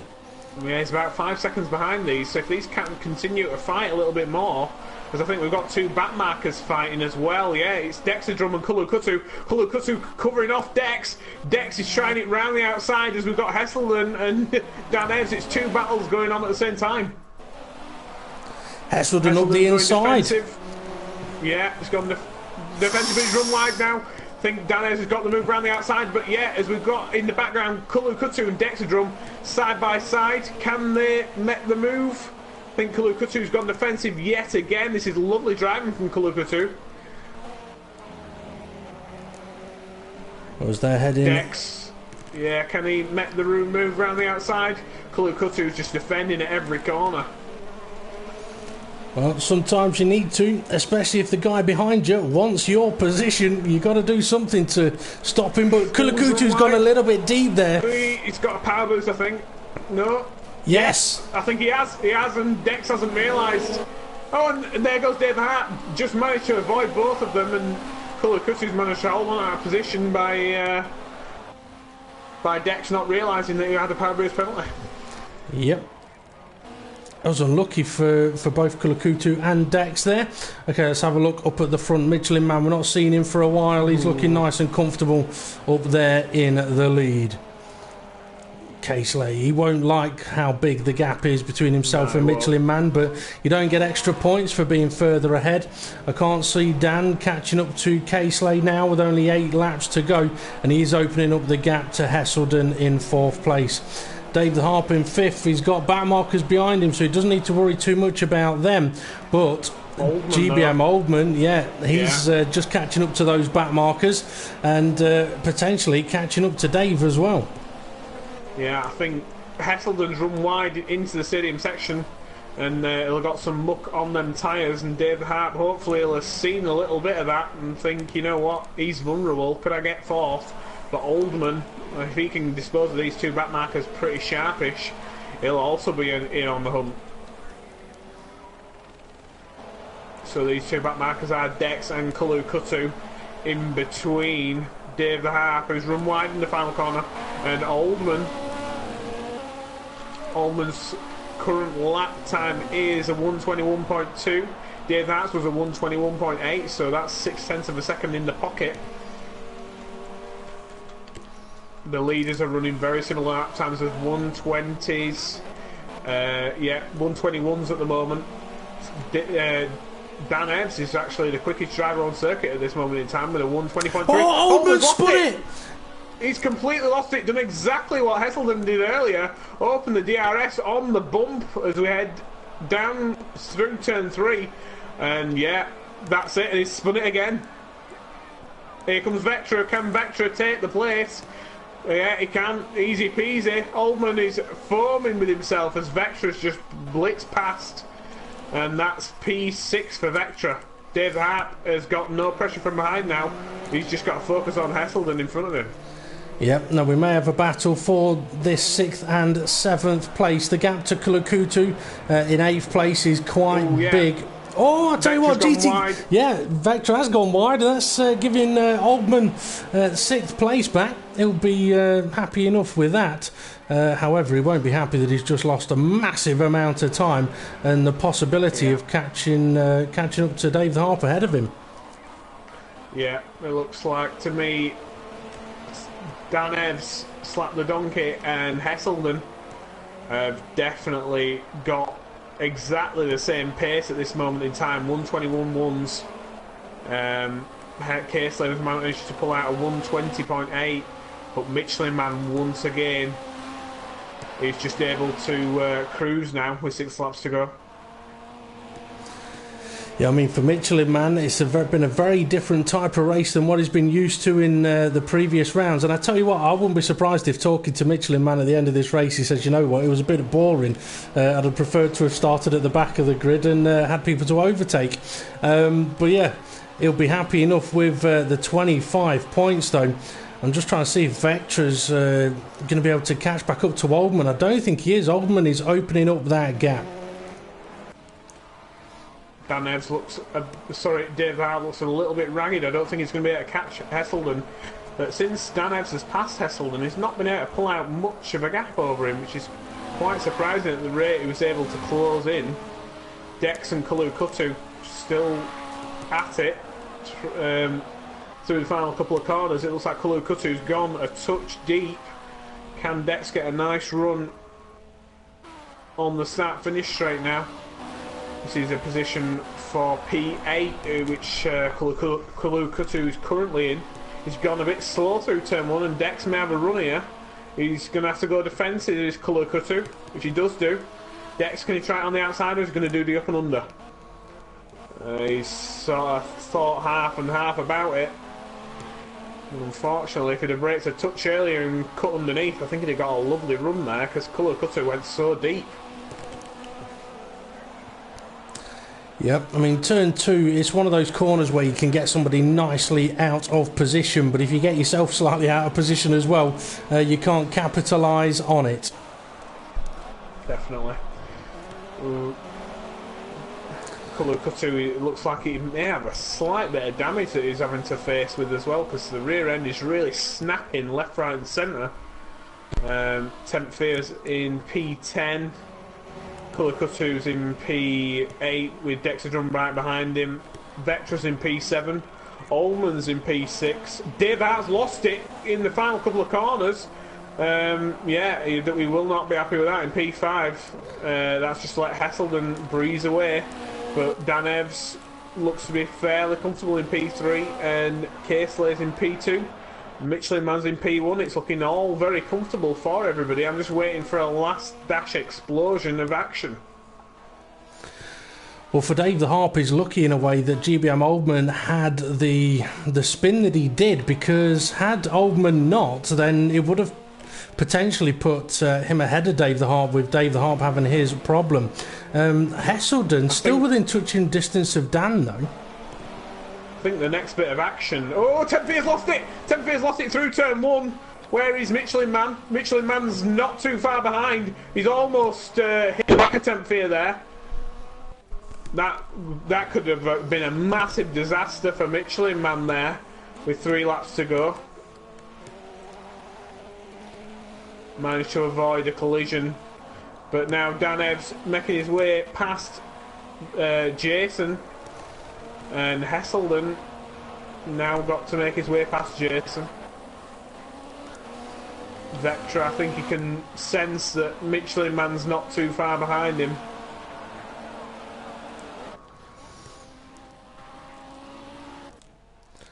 Let's see. Yeah, it's all very spread out at this moment in time, but Hesselden's still got Jason in front of him. Can he make his way past? Ooh, Jason's braking so early. I think either he's got brake failure or Hesselden's just on another level in terms of grip. Down towards turn 4, Jason's going defensive. Oh, he's braked early. Yeah, it's all dying down now. The only battle on circuit is still Kulukutu and Dexadrum for a P8, but it's not for the major positions. Yeah, Oldman has pulled out on Vectra now, so yeah, the closest battle is Kulukutu and Dex fighting for 8th places. We're now only 2 laps remaining. I mean, I'm sure you could work it out, James, with Michelin Man finishing 4th in the sprint race and potentially finishing 1st in this race. How many points is he going to come away with? Yeah, I'm just going to work that out for our viewers. Flicking through, let's get this up. So, with Michelin Man finishing P4 in the sprint race, which is 7 points, and 25 for the win here. That'll give him 32 points if my maths is correct. Casely finishing P1 15 points and P2, which is 20 points. Casely is going to come away with more points here, but it's only going to be 3 points. 3 points, and you know what? Where did those 3 points come from? From Michelin Man finishing fourth in the sprint race.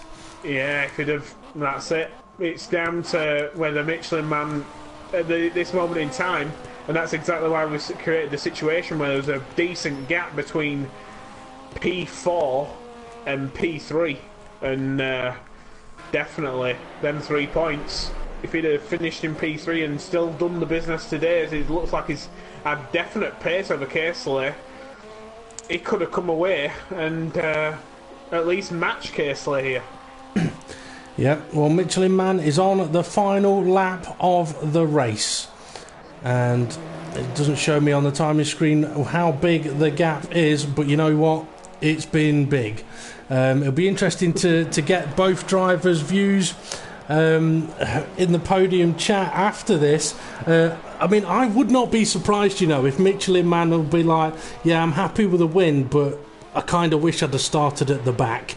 Yeah. I mean, if you think about it, a lot of Michelin Man's excitement in this race has come from having to overtake back markers. So that person on YouTube that was moaning about back markers being unprofessional, at least they've given the leader something to do. Made it partly interesting for him. But here we go then, Michelin Man coming around the final corner for the final time here in Hockenheim to take another victory. Absolutely fantastic drive by him, and not only that, he's going to take it nice and slow across the line. Second place is Kay Slay, who I would say maybe closed that gap in a little bit, but I wouldn't be surprised if Michelin Man cruised it a bit towards the end. But he did get into the 1 minute 20s for lap time, and it is going to be a second place for Kay Slay. A fantastic result for him. Slap the Donkey. Maybe that name should be changed to Slap the Ass. I shouldn't have said that really, but there we go. So Slap the Donkey, Dan Evs coming around the corner. The final time across the line for third place, which means we're going to have to talk to him on the podium interviews. And then in fourth place we have Hesselden. He's done a great job to get those tyres all the way to the end to finish in fourth. Fifth place is Dave the Harper, who's just managed to get ahead of Jason, and he's weaving across the line. I think he'll be fairly pleased with his fifth place finish. GBM Oldman, and I tell you what, GBM Vectra are very, very close together, but GBM Oldman looks like it is going to be sixth place for him. But yeah, surprised that Vectra was as close as he was, because that gap was much bigger a lap or two ago. But Oldman, sixth place. Vectra, seventh place, I believe it is. And Tempfear has already crossed the line, so the next to do so will be GT Gavin, who's had a very eventful race. I see Jason still to get to the finish line as well. So, James, what do you make of that race? Well, the first half was extremely entertaining, but like I said, we could have just done with a bit of an extra spice at the end of that race there, as it sort of, everybody sort of seemed to spread themselves out. But once again, I think the blue flags not being in effect sort of saved that race from being pretty much a bore fest. You know what it could have done with? A bit of rain. Ooh, yeah. Because I tell you, it would be interesting to see who try using the DRS while it's wet. But anyway, fantastic race. Absolutely, it was a very exciting race. And surprisingly kind of long as well, but given it's such a short circuit, but a great race nevertheless. Jason does finish the race in 12th place. We did have a couple of drivers not make it to the end, which is unfortunate, and in a few moments time we will have a chat with the three podium sitters, Michelin Man, Kay Slay 1 and Dan Evs, who is Slap the Donkey. So as James gets ready to invite them in, if anyone doesn't have any questions that you would like us to put to the drivers, in the podium chat. You're more than welcome to put at FRR in the comments and ask your question, and we will put it to them. We've already had one come in that is quite an interesting one, and I might ask it straight away to all of the drivers, just out of sheer interest. So as Casey1 has joined us and Dan Evans has joined us, we'll just wait for Michelin Man as well. Michelin Man has now joined us as well, so guys, if you could please make sure that you've got your microphone set to allow to be shared, and we'll crack on with the podium interviews. Want to say well done to Michelin Man. We'll have a very interesting conversation with you in a moment. Also well done to Kay Slay, working his way through the order to take second place, and Dan Evs doing similar to take third place. But I have got a question off YouTube that I want to put to all three of you drivers straight away, and that question is, drivers, do you like the no blue flag rules this season in the Project Cars? Michelin Man. No. Boo! K-Slay. I've not really had an issue with it, so I'm not really fussed. Dan Evs. I haven't had an issue with it, so it doesn't bother me. There we go. Someone blocks me off, and then we'll have Two out of three ain't bad. Okay, we'll go on to the interviews then. The Michelin Man. A bit of controversy, maybe. A couple of the drivers mentioned it, or at least I know one of them did. So we're going to have to ask it. In the sprint race, was it a tactical decision to not keep hold of third place? Yep. There we go. It was. Straight from the horse's mouth. Now I'm surprised. I mean, there's absolutely nothing wrong with you doing it. I'm kind of surprised that you did, though. Did you feel it was it just a I can so I will, or was it a, you know what, I could really benefit and maximise my points if I do this? Yeah, well, no, it was just I knew I'd have a much easier race if I'd done it. Fair enough. Now, in the sprint race, it looked like you were struggling a little bit. You didn't seem to be as quick as we've seen you in previous rounds. So, was you having problems in the sprint race, or was you thinking about just holding that fourth place from quite early on in the sprint race? Well, when I seen the grid position, it was in my mind right away once I seen the grid position. I think I was in 8th, maybe 7th, 8th or something. Well, it worked. You managed to keep hold of the fourth place. You managed to qualify on pole position for the feature race, and it looked fairly easy from there. And seeing as that was the case, I'll hand over to James at this point. Right, well, fantastic set of races there, but with Michelin Man pulling the stunt of starting in P4, which anybody is rightful to do. If you want to qualify and not start at the back, you can do so, but by doing so, K-Slay managed to take more points this weekend out of the event, and that is by 3 points. And them 3 points, if Michelin Man would have stayed in P3 and could have happened to have won the race by starting at the back with the pace he had, I don't see why he wouldn't have been able to do that. I think, Michelin Man, you would have ended up on equal points. So do you feel like it was worth backing off and getting fourth, because K-Slay's managed to come out with 3 more points than you this weekend? Yeah, if I'll lose 3 points to him every race to the end. It means I'm going to win the championship. Oh, but once you get on a slide of results, I mean, clearly you had the pace to dominate this race. You could have easily started at the back, I feel, and still took the win. I mean, not telling you what to do, but I feel like some of the fans will be a bit cheated by not being able to watch you absolutely carve your way through the field. Yeah, well, on the sprint race, I got hit a couple of times in that sprint race, so I didn't want to really it was in my head, to be honest. Once I seen Casely and Dave the Arp, I knew they was going to be first and second in the sprint race, so I had it in my mind just to finish fourth if I could. I think I might know what it is. If you start at the back, there's more chance of ending up facing the wrong way by somebody else, unfortunately. Yeah. So risk management, maybe, yeah. Take that fourth place, start on pole, less chance of being shunted, because, as you say, I mean, if Casely takes 3 points off you a race, you still win the championship. But if you end up 10th, 11th, 12th in the feature race and he wins it, there's a sudden switch around. Oh, yeah. Well, I'd be starting to push on then, do you know what I mean? Yep. Well, you know what's going to happen next weekend? We're going to have Casely and Michelin Man battling for 5th place in the sprint race. Anyway, very well done. We'll move on to... don't go anywhere just yet. We may have some more questions for you. We'll move on to second place, Casely 1. So, James, I'll let you ask any questions you like here.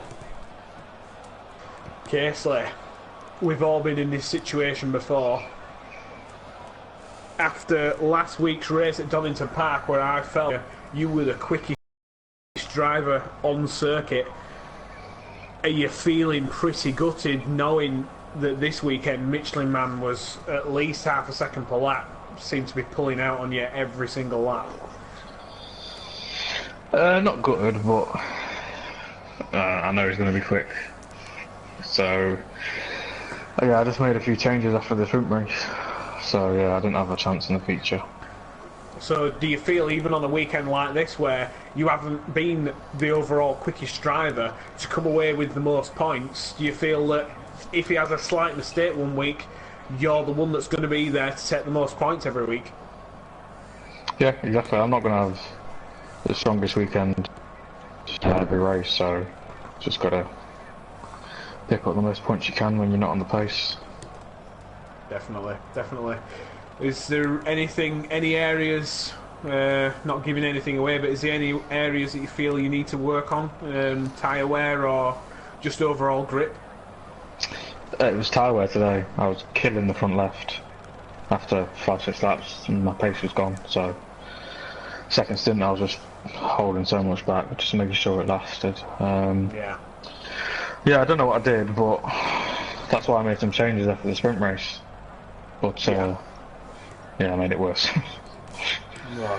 Well, I've got to say, to go through with what you did and come out the other end, you've just shown that even if you haven't got the best setup, you can come away with the most points by just giving it everything. So well done. Now we're moving to DP. Have you got any other questions for P3? Only one for Casely, and that was, how satisfying was that overtake on Hesselden around the outside of the U-bend hairpin turn 4? Oh, it was a tricky one, that. It's a big bump in the middle of the road. Tyres were gone. He was quicker than me today. I couldn't close that gap. I think he only got held up by a back marker or something, but yeah, glad to get that done. And then I think he had a bit of a spin, which helped massively. It was a bit more than a bit of a spin. It was a big one. It was a big one, and he ended up pitting shortly after that as well, I think. So unfortunate for him, but a great overtake by himself. But yeah, we will now move on to third place, Dan Evs. And I've already got a question off YouTube for you, which is at Dan Evs. Have you got? Let's see. What's it like on the podium? Got a nosebleed?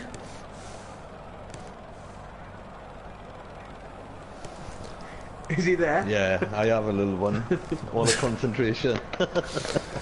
Well, it was an interesting couple of races there, Dan. I can imagine you may have a different view on Michelin Man's tactics in the sprint race, because, okay, yeah, you got third, you got on the podium in the sprint race, but what was that moment like where you're like, yes, third, no, can't qualify, you sneaky... Yeah, it was a bit like that. Yeah, I would have been happy to stay in fourth with myself. Well, it almost looked like Michelin Man, yourself, and GBM Vectra were all trying to do exactly that. But I mean, you did get third place. It was an interesting race, an interesting battle. On to the feature race, though, and well, it was very tense at certain points. You looked quite quick throughout, but there was a problem at the pit stop, which really, well, it hurt. It hurt a lot. So in my pit grid, my pit slot, I came in and it just said I can't pit. I was absolutely devastated. Wow. So when you came into the pit lane, did it actually stop you at all, or did you just roll all the way through? I did straight through, mate. Straight through. Said Bit someone of was an occupying odd my grid space. Well, That's unbelievable. I got challenged for second. That was a bit of an odd one, that. But it brought you out just behind Dave the Harp, who you'd spent all your time building a decent gap. And, yeah, it could have been a lot closer to Casely at the end, but unfortunately... I was chuffed to see a Dave in pit, actually, and he was still out there, so I knew he had to pit and I could get my position back. Yeah, but then we also saw with Esselden having that spin, that also helped you out, but just coming up behind him, knowing that you were on fresher tyres, did that psychologically help? No, he's pretty quick, so it was just 3/10 each lap trying to bring him in, and a back marker out me out as well, so I could close him up a bit more. We went 3 wide around New Bend.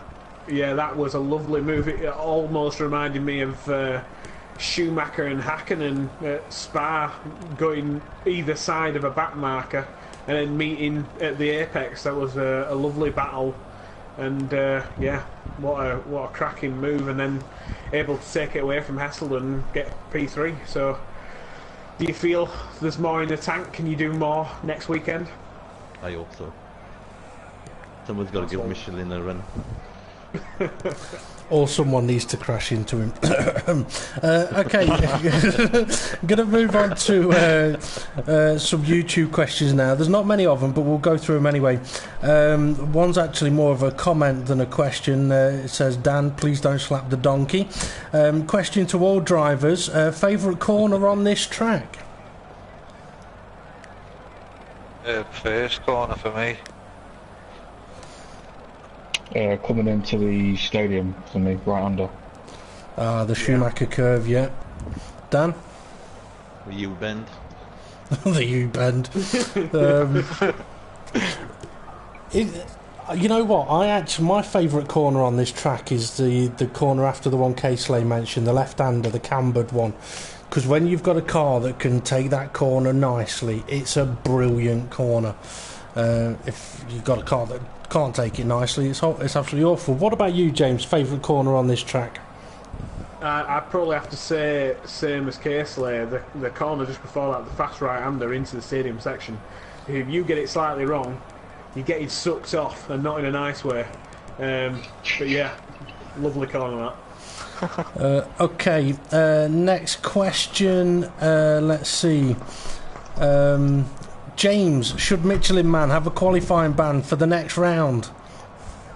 No, it is within the rules. We already noted that this may happen, and by doing so, he's took away 3 points that he could have taken, and then he'd have been matched with points. So by doing so, yeah, he's gone away and he's won this feature race, but unfortunately he hasn't come away with the maximum amount of points he could have done this weekend. That was Casely. So swings and roundabouts, if he fancies doing that, he can do that every single race, as he says.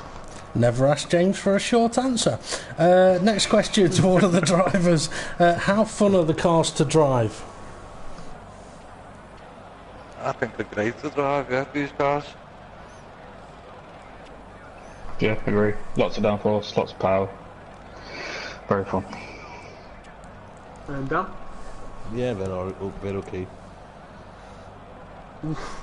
That seemed a bit lukewarm. Yeah. Okay, next question. Okay. Casely, what do you think of Michelin Man giving up the third place in the sprint race? Just like you said, he's just got to do what he's got to do to get the championship. So he felt he couldn't get through the field as quick as he has done in previous races, then had to do it. I like that. I like that answer. Yeah, no problem. Give him a dig in the middle of it. Okay, and last question to the drivers. Does the car feel slow compared to F1? Now, that'll only relate to Casely. Dan Evs as Casely. I'd say he's a lot better. And Dan? More fun. I think a lot. I have got F1, but I think it's like an arcade game, so I don't play it. Yeah, I think I'll race F1 if they've got a pad and they try this game. It is Awful. completely. It's not nice to drive this game, but if you have a wheel, you will fully appreciate this game. It really does give you exactly what you want. You turn into a corner, you can feel every single part of the car, even though you've just got a steering wheel. That is pretty remarkable for a game, and we've heard that Project Cars 2 in the future will be even better. So, yeah. Hopefully. Okay, we're going to move on to question of the day now. So, guys, it's a really simple one, although you ain't going to have any idea of the real answer. So I'll just fire it at you. I'm doing a jigsaw puzzle. What's it of? Before anybody answers, can I make sure that you take a photo and add this in the comments? Just to prove that you have got a jigsaw. I can't take a photo until I've completed it, and it's going to take me a while. It's a 1,000-piece jigsaw, and it's massive. But yeah, Is there a picture of it on the box? there is, yeah, but that'd spoil the me when I take a picture of the finished jigsaw. You just have to trust me. So, lads, I mentioned earlier, is it Star Wars? Because usually if he asks me a question, it's to do with Star Wars. Apparently I'm wrong. Michelin Man, have you got a guess of what Dave's jigsaw is, even though he won't show us it until he's done it, which could take a month or two? Yeah, is Donington Park, he said, is his own circuit. Is Donington Park circuit? oh, that's a good guess. That's a really good guess. I did say that it's got something really, really fast on it. So, good guess. Casely? Formula 1 car? That's another good guess. That's another good guess. Dan? Oh, God, I dread asking Dan, actually. A dildo. No. Apologies for that, folks. It's only quick if you lie it on its side and turn it on. No, it's not, Dan. No. Could I have another guess? Could it be Sir Donald Campbell on his really fast boat? In one of the Bluebirds, were they called? The one that he ended up, unfortunately, doing himself in. Yeah. No, it's not. But that would have been a good one.